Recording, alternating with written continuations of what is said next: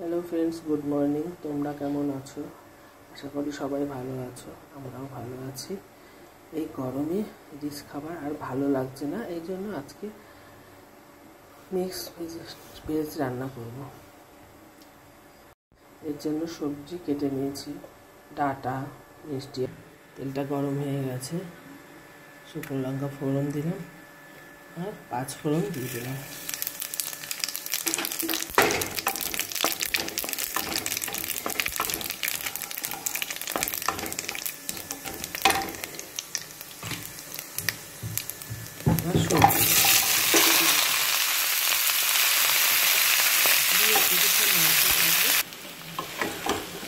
বাসমতি তরকারি সবজিটা কষানো হয়ে গেছে। এবার সব মশলা দিয়ে দিয়েছি এর মধ্যে।